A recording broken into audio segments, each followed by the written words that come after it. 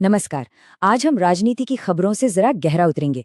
हमारा फोकस मध्य प्रदेश की एक खास सीट पर है, अमरवाड़ा। पर यह विश्लेषण सिर्फ हार जीत के गणित का नहीं होगा। नहीं, ये उन आंकड़ों के पीछे जो लोग हैं, उनकी जिंदगी, उनकी जमीन की हकीकत को समझने की कोशिश है। देखिए, हमारा मकसद किसी पार्टी का प्रचार करना नहीं है।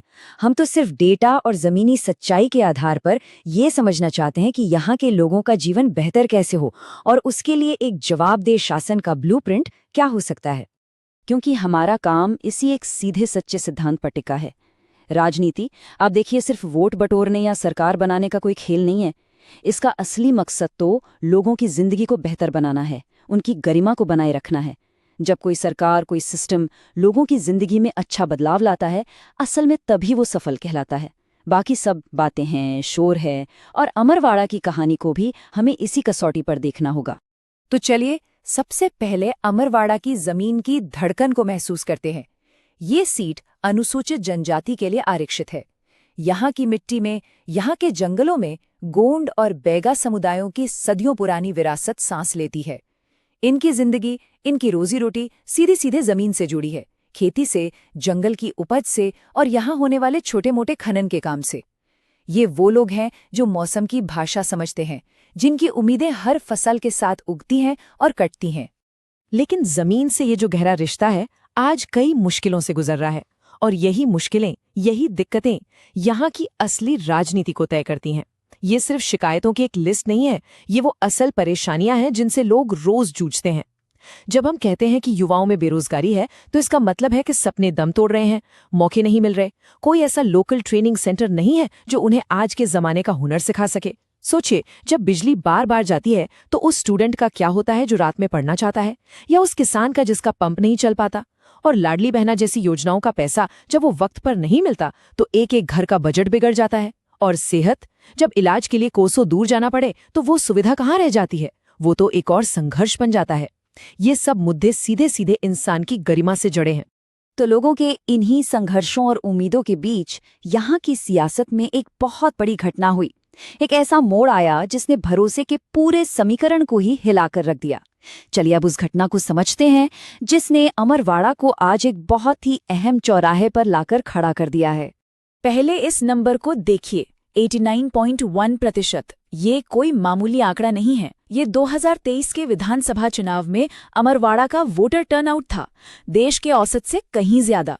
जब लगभग 90% लोग अपना सब काम धाम छोड़कर वोट डालने के लिए लाइन में लगते हैं, तो ये एक बहुत गहरा संदेश देता है। ये बताता है कि लोग चुप नहीं हैं, वो अपनी बात कहना चाहते हैं, वो बदलाव चाहते हैं। ये एक बेहद जागरूक और उम्मीद से भरे हुए वोटर की निशानी है, जो मानता है कि उसकी एक वोट में बहुत ताकत है। और उस उम्मीद का नतीजा क्या निकला? नतीजा बिल्कुल साफ था। इंडियन नेशनल कांग्रेस के उम्मीदवार कमलेश प्रताप शाह को 1,09,000 से ज्यादा वोट मिले। उन्होंने बीजेपी की उम्मीदवार मोनिका शाहबट्टी को 25,000 से भी ज्यादा वोटों के एक बहुत बड़े अंतर से हराया। इसे चुनावी भाषा में कहते हैं एक स्पष्ट जनादेश। मतलब लोगों ने बिना किसी कंफ्यूजन के अपनी पसंद जाहिर कर दी थी। उन्होंने एक व्यक्ति और एक पार्टी पर अपना पूरा भरोसा जताया था। लेकिन चुनाव के बस कुछ ही महीने बाद, मार्च 2024 में पूरी कहानी पलट गई। जिस विधायक को लोगों ने इतने भारी बहुमत से जिताया था, उन्होंने पाला बदल लिया और वो उसी पार्टी में चले गए जिसे लोगों ने हराया था। इस एक कदम ने उन 89.1% वोटर्स के विश्वास को चकनाचूर कर दिया। ये सिर्फ एक नेता का पार्टी बदलना नहीं था, ये वोटर के दिए गए फैसले का अपमान था, और इसने अमरवाड़ा में भरोसे का एक बहुत बड़ा संकट पैदा कर दिया है। तो अब सवाल ये है कि इस टूटे हुए भरोसे को फिर से कैसे जीता जाए। डेटा और जमीनी हकीकत हमें 3 रास्ते दिखाते हैं, 3 ऐसे लीवर्स जो किसी भी पार्टी के लिए जीत की चाबी हो सकते हैं। पहला है आदिवासी एकता। गोंड और बैगा समुदाय के वोटर्स जो शायद इस धोखे से बटा हुआ महसूस कर रहे हैं, उन्हें एक भरोसे के मंच पर वापस लाना होगा। दूसरा, युवाओं को जोड़ना, लेकिन सिर्फ नारों से नहीं, बल्कि बेरोजगारी दूर करने की एक ठोस और विश्वसनीय योजना के साथ। और तीसरा, कल्याणकारी योजनाओं की सच्चाई, सिर्फ वादे नहीं, बल्कि जो वादे पूरे नहीं हुए उन्हें सामने रखना और ये साबित करना कि आप जो कहते हैं वो करते भी हैं। अब यहाँ की सियासत में सबसे कीमती चीज है विश्वसनीयता। अब इस मुकाबले को किसी एक उम्मीदवार के चश्मे से देखना ठीक नहीं होगा। अमरवाड़ा का ये जो उपचुनाव है, ये असल में दो व्यक्तियों की नहीं बल्कि दो राजनीतिक सिस्टम की टक्कर है। एक तरफ वो सिस्टम है जिसे जनता ने भारी बहुमत से चुना था और दूसरी तरफ वो जिसे नकार दिया था। तो आइए इन दोनों सिस्टम की ताकत और कमजोरियों को जरा समझते हैं। तो एक तरफ है कांग्रेस का सिस्टम। इसकी सबसे बड़ी ताकत है इसका पुराना जमीन तक फैला हुआ नेटवर्क और कैडर। और हाँ, छिंदवाड़ा जिले में कमलनाथ का जो असर है वो भी एक बड़ी ताकत है। लेकिन दल बदल की घटना ने इस सिस्टम को जाहिर है काफी नुकसान पहुंचाया है। संगठन थोड़ा बिखरा हुआ है, कार्यकर्ताओं का हौसला कम है और अक्सर इनके पास पैसे और टेक्नोलॉजी की भी कमी होती है। वहीं दूसरी तरफ है बीजेपी का सिस्टम। ये एक ज्यादा मॉडर्न मशीनरी की तरह काम करता है। आदिवासियों तक पहुंचने के लिए इनके पास एक व्यवस्थित प्लान होता है। इनकी वेलफेयर स्कीम्स की ब्रांडिंग बहुत अच्छी है और डिजिटल कम्युनिकेशन में ये बहुत आगे हैं। लेकिन इनकी भी अपनी कमजोरियां हैं, जैसे योजनाओं का पैसा देर से पहुंचना, जिससे इन्हें लोगों की नाराजगी का सामना करना पड़ सकता है। और यहीं पर हमें एक बहुत बुनियादी मूल्य को याद करना होगा। हमारा संविधान एक जिम्मेदार और सूचित सार्वजनिक संवाद की बात करता है। चुनाव सिर्फ वोट मांगने की एक कवायद नहीं है, ये जनता के साथ एक संवाद है, एक बातचीत है, और ये बातचीत पूरी ईमानदारी से होनी चाहिए। इसका मकसद वोटर की गरिमा को बनाए रखना है, न कि उसे सिर्फ एक नंबर मानकर अपनी तरफ खींच लेना। अमरवाड़ा में आज जो हो रहा है उसे बेहतर ढंग से समझने के लिए हमें थोड़ा सा इसके अतीत में चलना होगा। यहाँ के लोगों ने पिछले 7 चुनावों में अपना भरोसा कैसे और किसे दिया है, ये इतिहास हमें आने वाले कल के लिए कुछ जरूरी संकेत दे सकता है।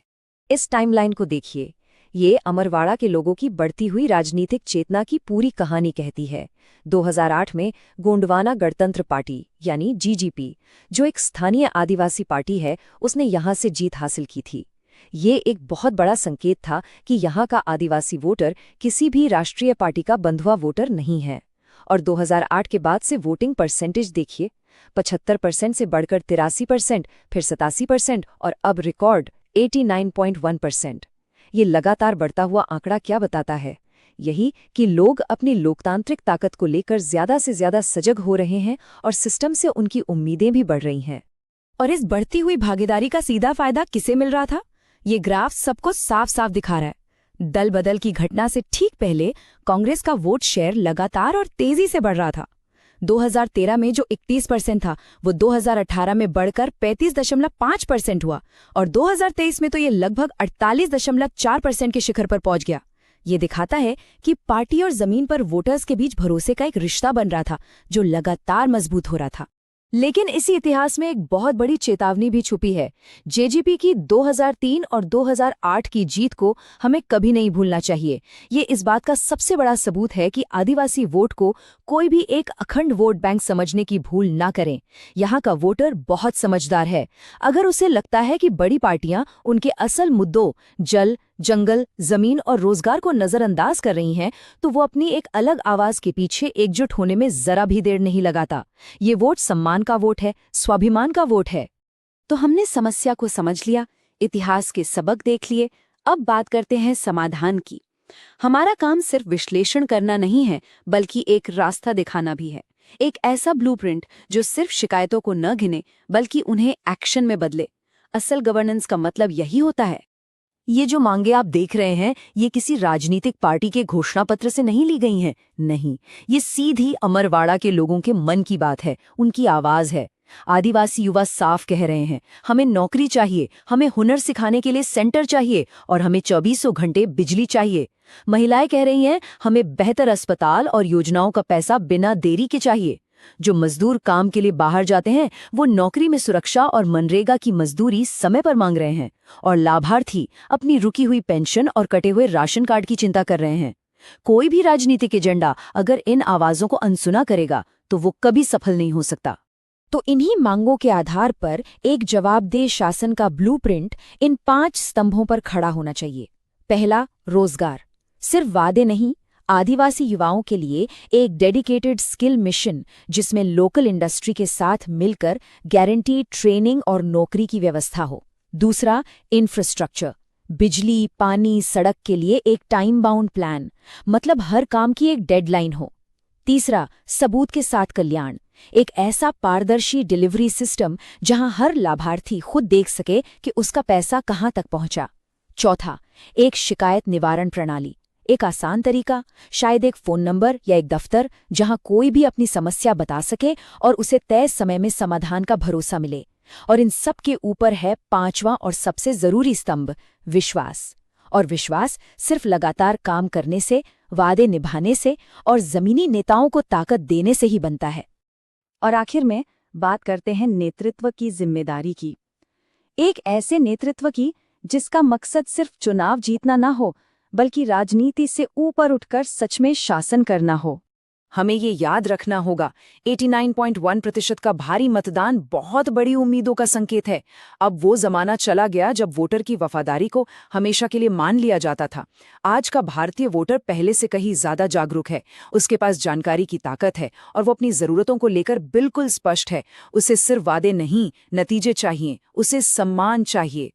और आज के डिजिटल जमाने में एक और बड़ी जिम्मेदारी है, वोटर्स के साथ संवाद करते समय उनकी निजता यानी प्राइवेसी का सम्मान करना और कोई भी जानकारी उनकी सहमति से ही लेना जरूरी है। भारत के डेटा प्रोटेक्शन कानून का भी यही मूल सिद्धांत है।